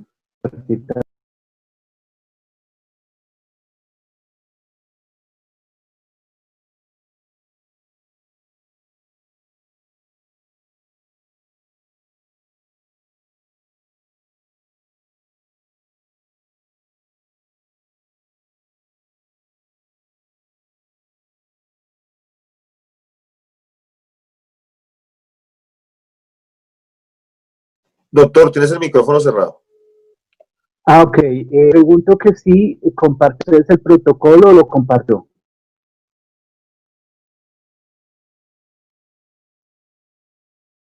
En pantalla. Ok, perfecto. Si permites, entonces visibiliza un poco las personas, las actividades que hicieron parte de hacer hoy en esta primera ronda de capacitación paneo, lo que tiene que ver con todo el contexto del protocolo. La Iglesia Cristiana, desde luego, y los pastores que acompañaron este proceso de ese equipo que el doctor John Milton convocó. Más abajo, si me permiten, perdón, arriba, si me lo permite. También nos acompañó el sector interreligioso con la mera acción social del Ministerio del Interior.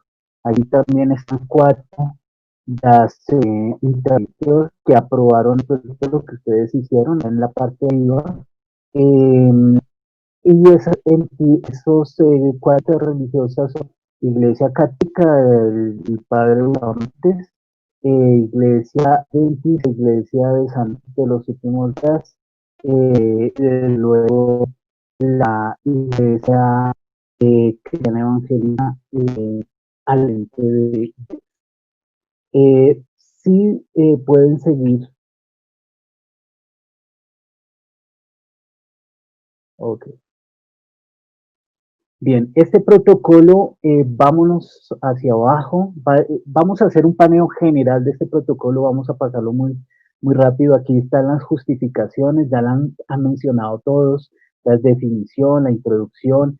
El pastor John Milton, el senador John Milton nos comentaba la importancia de este protocolo en cuanto a los temas de ayuda a la sociedad desde esa perspectiva de una iglesia que contribuye a la minimización de los riesgos, pero también de todo ese problema psicosocial que se está viviendo. Y allí en la introducción ustedes van a encontrar todo ese contexto y en el protocolo van a encontrar un sinnúmero de información muy técnica, pero quiero comentarles que este es el segundo protocolo que hacemos.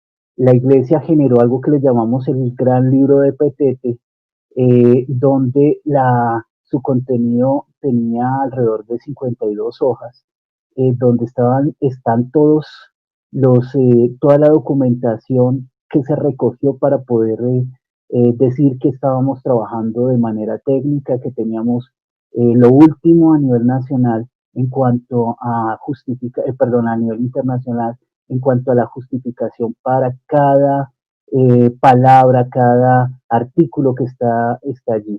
Este protocolo que ustedes ven es el protocolo que finalmente el viceministro Baena nos dijo que hiciéramos y tiene que ver con unas medidas muy básicas donde se puede decir es una camisa muy ancha para que toda la iglesia pueda, perdónenme la expresión así, ponérsela. Es la idea que sea tan amplio, tan general, que le sirva no solamente a la iglesia cristiana evangélica, sino a las interreligiosas. Vamos entonces a pasar, si me permiten, hacia abajo. Vamos a seguir dando un paneo sobre el protocolo. Ven las medidas de distanciamiento. Adelante. Ya vamos a regresar, solamente bajemos para que vean el contenido. Adelante. El distanciamiento. Y bueno, se dan cuenta que este protocolo es mucho menor a otros protocolos que se han construido y que tiene una acotación importante. El protocolo no lo permitieron construir a la iglesia. Esto es se puede decir que es terreno ganado por nuestros representantes. El sector político de la iglesia fue el que ganó este gran espacio. Ahora, si me permiten, voy a colocar un ejemplo de lo que es, de lo que sería el manejo de un protocolo desde una iglesia. ¿Me pueden colocar el video que les pasé, Juan de Dios?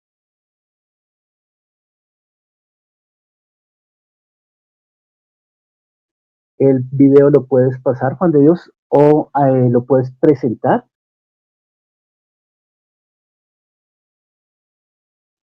Sí, Neftali.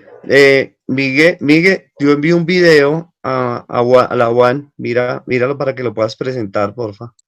Mientras se va alistando el video, voy a comentar un poco sobre la cosa. ¿Será que puede hablar un poco más duro, acercar el manos libres? Ok, de acuerdo. Mientras el protocolo, mientras el video lo podemos presentar, les voy a comentar un poco cómo se pensó este protocolo.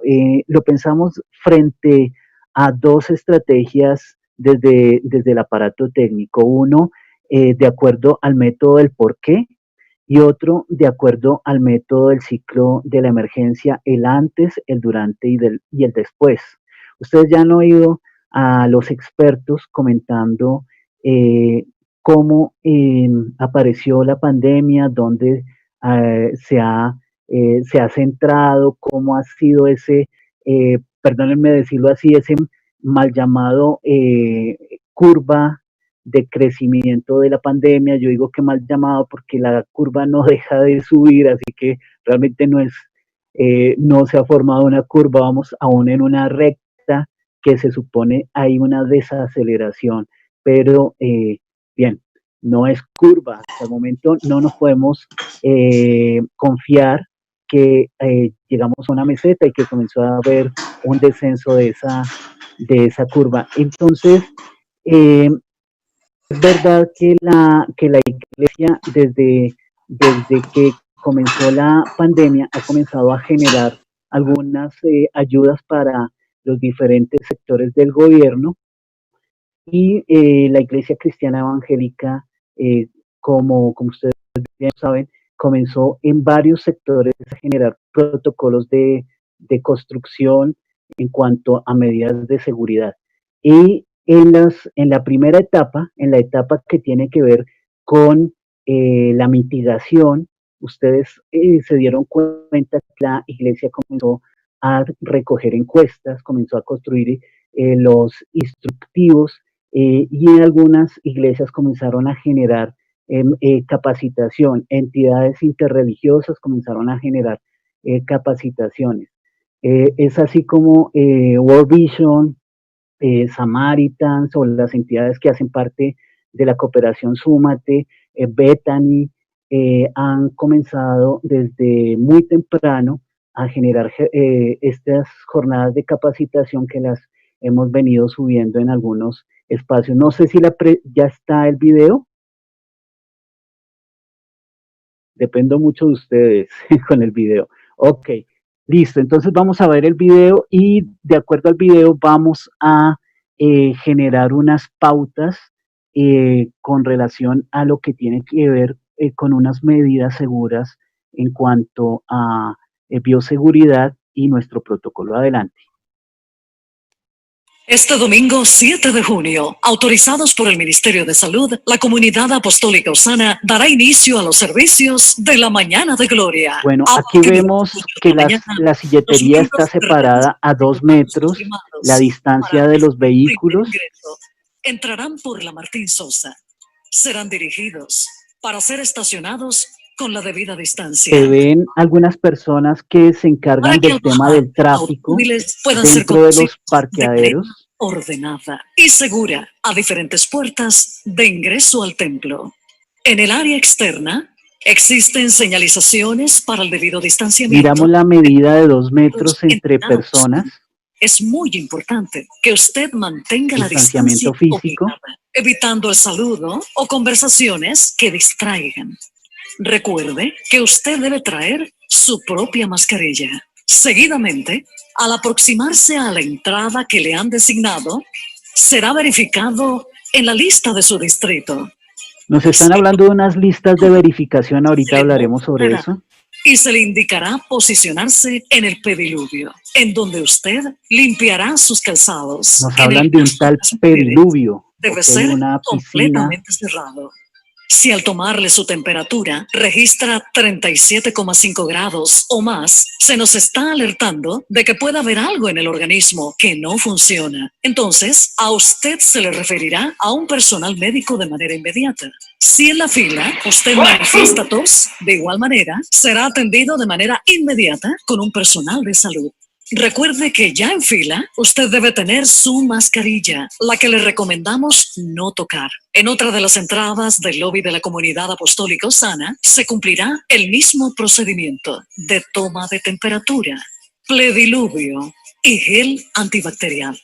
Una vez adentro, bienvenido nuevamente. Ahora usted formará otra fila, ya listo para ingresar a la nave principal del templo. Recuerde recibir indicaciones y en su momento se le indicará que puede pasar servidores en las puertas. Una vez hay adentro, un solo error y vamos a ver se le indicará qué puesto se le ha asignado y amablemente se le ubicará. Agradecemos seguir indicaciones. Una vez finalizado el servicio que le ha correspondido, se le indicará por qué puerta usted ha de salir.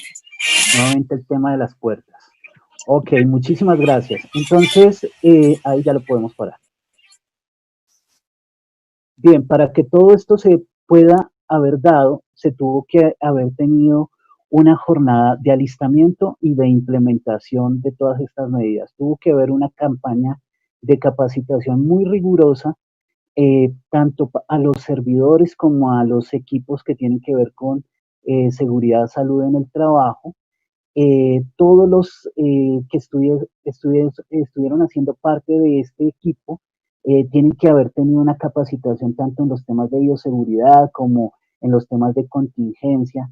Entonces, esa gran, digámoslo así, jornada de capacitación es la que nosotros tenemos que dar en nuestras iglesias. Tenemos que preparar a nuestra gente en todo esto, pero además nos dicen que hay como una especie de alistamiento previo, que hay unos registros, que se llevan unos listados. La idea de esto, mis queridos hermanos, es que se haga un preregistro, si es posible, en las iglesias para la entrada a los templos. Es posible tal vez utilizar ese tipo de filtros que le ayudarían mucho a las iglesias para que en el culto la feligresía no esté expuesta tal vez por un hermano que sin saberlo, tal vez por simplemente no conocer la sintomatología, pueda estar infectado y pueda traer el virus a la feligresía. Entonces, el generar un reto donde ellos conozcan, y eso hace parte de ese alistamiento que ustedes lo van a encontrar en el documento. En adelante se dan cuenta que hay una fase que tiene que ver con la entrada al templo, y a la entrada al templo hay unos controles rigurosos de distanciamiento de 2 metros, hay la toma de la temperatura, pero además hay que recibir el gel, hay que mirar que las personas y además de eso nos hablan de esa piscina de líquido, ese pediluvio, que es una simple batea, digámoslo así, una lámina donde se deposita un líquido para que los zapatos queden impregnados por el líquido desinfectante y entren. Este tema del pediluvio no quedó incluido en el protocolo. Nuevamente, ok. Este pediluvio no quedó incluido en el protocolo, simplemente se habla de desinfección para que ustedes lo puedan implementar de la mejor manera. Pero si se aplica, aquí viene mi recomendación muy personal, es el pediluvio se puede, esa batea allí con líquido, si se implementa, se evita tener que estar yendo tras cada sesión de culto, tras cada culto, limpiar completamente con trapeador los lugares por los que transitaron estas personas. Entonces, hay unas reglas de desinfección, pero allí nos estaríamos evitando ser tan rigurosos en estar limpiando hasta los últimos espacios por donde pasaron ellos. Sí, obviamente el calzado a la entrada es limpio, ¿no?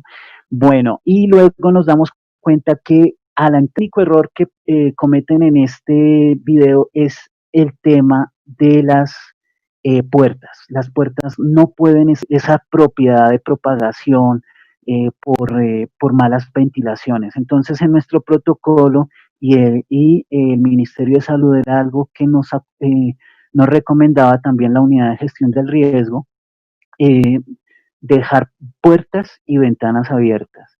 Y ustedes van a encontrar algunas recomendaciones, pero también van a encontrar espacios que los dejamos muy amplios para que ustedes puedan generar, entre comillas, interpretación y que sea segura para sus templos. Y me refiero, por ejemplo, al tema de la ventilación en cuanto a esas iglesias, esos templos que están en tierra caliente y que dependen 100% de ductos de ventilación, de intercambiadores.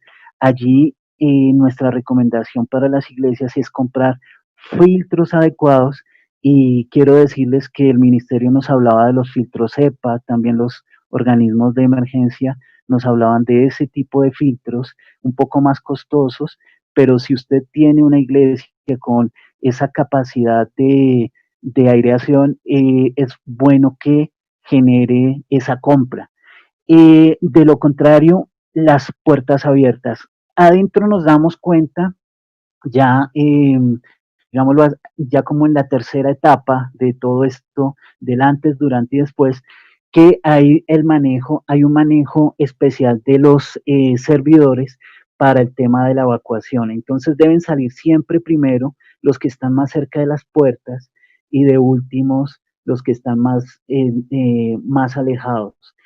Algo importante que van a encontrar ustedes en el protocolo, que entre comillas, esto es información para nosotros nomás, es que estamos hablando que el ministro de culto va a tener doble distanciamiento de las personas, y lo colocamos de esa forma. Esta es una de las claves, tal vez que he mencionado en otros espacios, o el código, digámoslo así, es que el ministro va a estar con doble distanciamiento, precisamente para que no necesite usar el tapabocas. Es de obvio que el ministro no debe acercarse a la feligresía, es obvio que el ministro debe evitar gritar o ser demasiado efusivo, ya que no lo decían las profesionales, el tema de las gotículas pueden salir con mayor fuerza si hay un grito, la persona, una tos fuerte, puede salir de su boca esas gotículas de tipo aerosol, y van a ir mucho más lejos, pero esto lo tenemos allí contemplado con el doble distanciamiento. Entonces estamos hablando, se lo digo a ustedes, que la distancia debe ser mínimo 4 metros de la persona que tiene al frente, y si puede, mucho más. Y desde luego con las personas que tiene detrás suyo, el equipo, los músicos, si es que están allí. Y si se le facilita al pastor, la recomendación es use la careta facial, el full face que nos hablaban las doctoras hace unos minutos. Entonces, esas son parte de las recomendaciones que ustedes van a encontrar allí. Hay muchas claves para que ustedes vayan encontrando espacio a la interpretación. Y quiero, por último, simplemente decir que el protocolo es pensado en el enfoque diferencial, o sea, me refiero a los espacios en cuanto a su geografía, y en ese enfoque etario o enfoque que tiene que ver con los grupos por edad. Sabemos que los niños y los ancianos no van a poder acompañarnos en los primeros días de estos cultos. Esperamos que luego las medidas se retiren, pero allí el protocolo tiene esto contemplado, y más adelante ya depende de nuestros voceros, el senador, nuestros concejales, que puedan llegar a facilitar que hayan cultos para niños, que hayan cultos para ancianos, que se pueda dar esto. Desde luego, no ahora inmediatamente, primero tenemos que ir ganando. Alguien decía que tenemos que ganar las primeras batallas, ganar estos espacios, tener el protocolo, implementarlo un par de meses, y luego poder pedir estos permisos para que nuestros ancianos, nuestros niños no pasen más tiempo en confinamiento. Bueno, eso es hacia muy grandes rasgos un paneo de contexto del protocolo. Gracias.